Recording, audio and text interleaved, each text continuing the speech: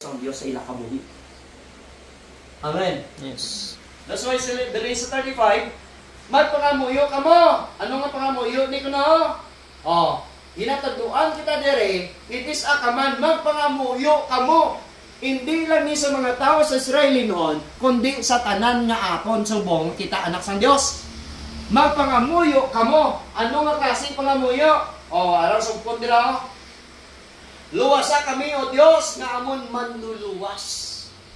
Kakabalo kagid within pila lang isa-isa ka bulan nung anong nga ba bagyong nag-abot.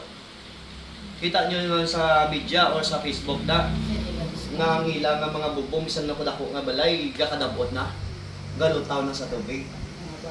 Actually nagambal ang Ginoo, hindi ko pagsilutan ang kalibutan pati sa tubig naman. Right? Yes. Ina pa lang nagapabatyag ay nagapakita nga ang Diyos malapit na lang magabot. Amen? Hindi pa naamoy ya. Sino sa Ginoo ya tunawon gidyan niya ang kalibutan paagi sa supri or kalayo. Kalayo. Grabe.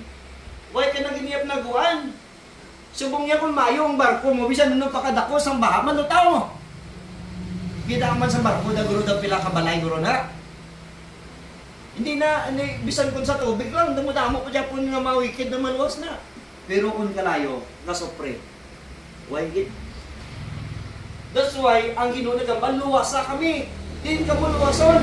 Una-una, kabalo, kagit nga pagpangabuhi natin sa kalibutan, nagabudlay nga nagabudlay. Kaya araw sa Bible nga ang pigado, magapigado na gid. Ang manggaranon, mga manggaranon na gid kingaman, tungod sa ilang nga mga taktika, nga mga madaya, mga makawat, o di ba? Nga ang mga tagiya sa company, ang sweldo sa ilang mga obreros, wala nila ginatag. Ang mga benepisyo sa ilang mga obreros, wala nila ginarimit. So it is biblical. Ang benepisyo mo nga para sa imo SSS, PhilHealth mo, wala nila ginarimit. Ginabulsa nila kag ginapabangko para mag-increase pang interest, para magmangranon pag sila. Pero sa isang Ginoo pa, muyo kamos niyo. Naluwason kamo sang Dios. Luwason kita sang Dios sa mga katalagman na nag-aabot sa siyang kalibutan. Yes. Hindi ka magambal nga luwas na ko. Amen.